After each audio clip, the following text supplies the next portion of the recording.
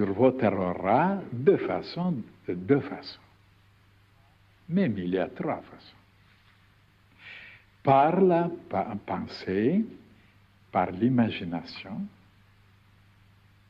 vous vous efforcez d'attirer les couleurs les plus pures, les plus belles, et de vous entourer de ces couleurs.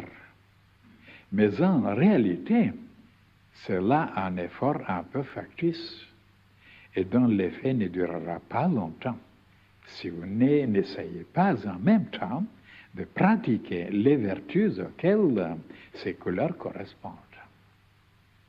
Car l'essentiel dans la vie spirituelle, c'est de développer les vertus. Dans ces conditions même, si vous ne faites aucun exercice de concentration pour attirer à vous les couleurs, en travaillant seulement à développer en vous les vertus divines, que vous le voulez ou non, à vous attirer dans votre aura toutes les couleurs magnifiques qui leur correspondent. Et tant que vous pratiquerez ces vertus, les couleurs se manifesteront toujours plus belles et plus brillantes.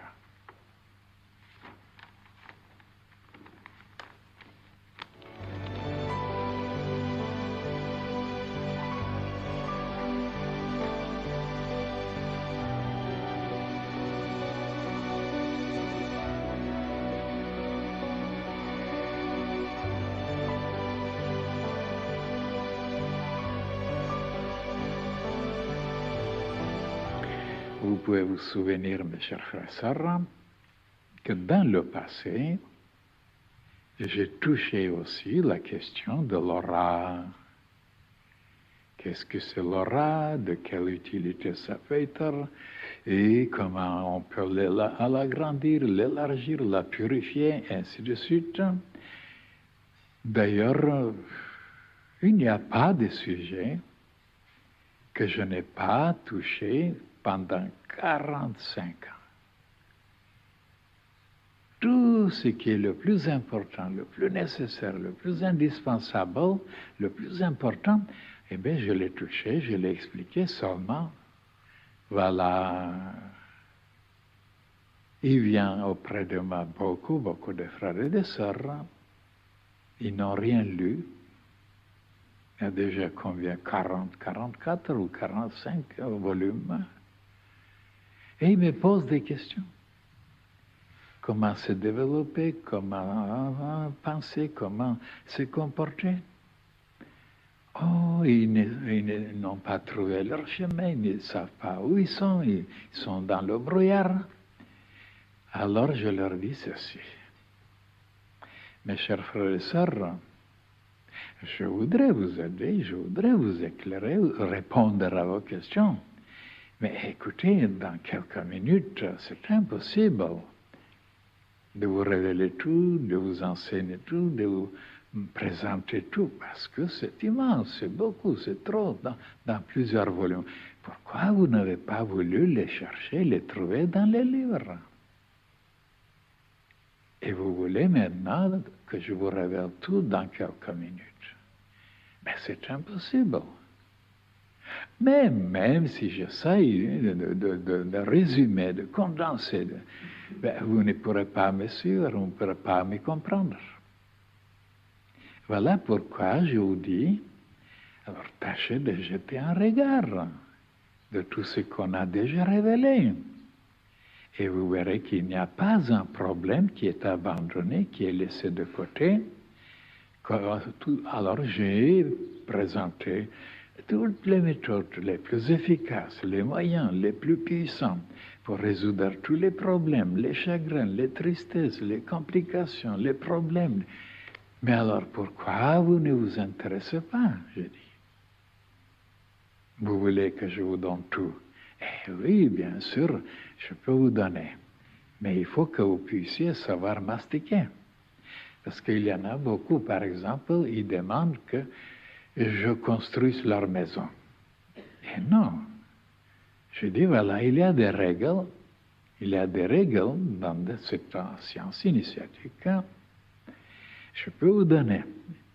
le ciment, les pierres, les planches, même les clous, mais c'est vous qui devez construire, parce qu'il faut faire quelque chose quand même, ça devrait un peu se développer. Alors, si je fais tout moi, ben, j'aurai une mérite et vous, aucune mérite. Mais allons-y maintenant. Qu'est-ce qu'une aura produit sur nous-mêmes et dans l'espace? Alors, si l'aura, tout d'abord, est défectueuse, elle est sale, elle est dégoûtante, elle est sombre, elle est terne, alors là, l'homme ou la femme périclite. Parce que ça se reflète sur les cellules, sur le mouvement des électrons, et à ce moment-là, il y a beaucoup de chemins, beaucoup de portes ouvertes, beaucoup de trous, beaucoup de points, et alors il y a beaucoup d'esprits qui aiment ça, qui aiment les choses ternes, qui est sales et dégoûtantes. Ils s'infiltrent en dedans et ils rongent le corps physique et même le côté psychique. Et voilà comment les gens deviennent malades, détraqués, déséquilibrés, avec leur aura qui n'est pas claire, qui n'est pas lumineuse. Comme je vous ai expliqué, que s'il y a certaines saletés, certains insectes viennent manger. Comme regardez, ça m'est arrivé à moi. Hein? Le chalet dans le passé où j'habitais, il était envahi par les fourmis. Alors, des milliers. Et comment les chasser? Les tuer? Eh non. Je prends une fourmi. Écoute, ma vieille, si tu iras trouver le chef, ton chef, et tu lui diras que si dans 1 heure, je vous donne un délai 1 heure, si vous ne déguerpissez pas, je vous tue, vous serez massacré. Et je la laisse. 1 heure après, il n'y a pas une fourmi. Comment expliquer ça? Ah, vous direz, mais elle ne sait pas le français. Anglais non plus, ni espagnol. Mais voilà qu'elle a compris. Elle est allée trouver son chéri. Ils ont dit, le fait, plusieurs fois, c'est arrivé. Même ce matin. C'est pas, je vais laisser un peu un fromage, ou je ne sais pas, même. Parce que quand on coupe souvent, ça allait.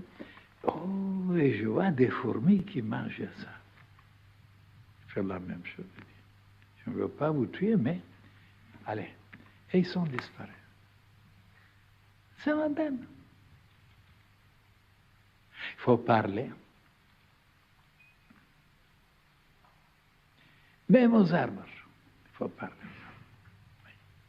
Même aux pierres. Vous direz, mais alors, qu'est-ce que vous nous racontez? Et voilà ce que je vous raconte. La pensée produit des ondes et des couleurs et des sons qui agissent déjà sur toute la création, sur les pierres, sur les plantes, sur les insectes, sur les animaux, et même sur les esprits de l'autre côté qui existent, les gnomes, les ondines, les sylphes et les salamandres, et même encore d'autres désincarnés qui ont quitté cette terre. Et comment ça agit? Ah là là là là. Ça salit, ça désorganise, oui. Ça détraque tout. Et voilà comment on démolit la nature tout entière, le cosmos, tout, parce qu'on n'est pas éclairé, on n'est pas éduqué. Eh oui, mes chers frères et sœurs. C'est pourquoi les humains qui sont tellement nombreux Ils sont 4 milliards pour le moment. Avec leurs pensées, avec leurs sentiments, avec leurs désirs, avec leur passion, avec leur dévergondage, avec le... Oh là là, ils vont déclencher, ils vont éveiller toutes les cataclysmes, les catastrophes qui peuvent se produire, ça je l'ai dit, et c'est le commencement. Et ils seront vomis, ils seront complètement rejetés, parce qu'ils sont comme un cancer, comme un tumeur dans l'organisme de la nature vivante. Et voilà ce qu'il faut expliquer même aux enfants. Mais les gens sont loin de croire à ça. Mais quand ça viendra, quand ça se réalisera, ils croiront, mais ça sera trop tard. Que l'humanité démolit, détruit toute la nature. Oui.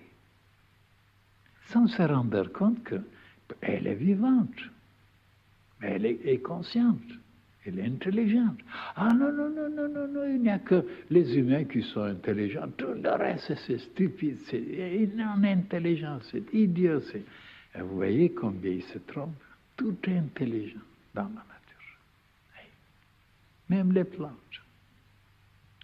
Je vous ai expliqué un jour comment les plantes pouvaient reconnaître les criminels même, comment certains se fanaient avec certaines personnes présentes, à d'autres qui s'épanouissaient. Oh là là, et comment les plantes peuvent vous protéger. Vous protéger, oui, oui, oui. Si vous savez comment leur parler. Oui. Oh là là, c'est long à vous révéler tout ça, vous voyez. Alors donc, une aura qui est vraiment sombre, qui est vraiment terne, qui est vraiment dégoûtante, mais elle apporte partout des dégâts. Même, il y a même des gens déjà commencent à sentir. Ils ne sont pas clairvoyants, mais ils disent, mais quand cette personne s'approche, oh là là, je me sens dans tel état, oh là là, je ne veux pas être... Et comment ils deviennent sensibles maintenant, les humains. Et le contraire est vrai aussi. Ceux qui ont une aura lumineuse, claire, limpide, belle, oh là là, ils travaillent sur l'univers tout entier pour améliorer les choses, organiser les choses, purifier les choses, embellir les choses, voilà, harmoniser les choses. Mais alors partout, partout, partout, partout, sur toute la création. Et ça aussi, vous ne le savez pas. C'est pourquoi c'est tellement souhaitable, c'est tellement désirable, c'est tellement glorieux, enfin, de se décider à augmenter son aura, ça veut dire par les vertus, par les qualités, bien sûr, pour être tellement utile, tellement nécessaire pour toute la création.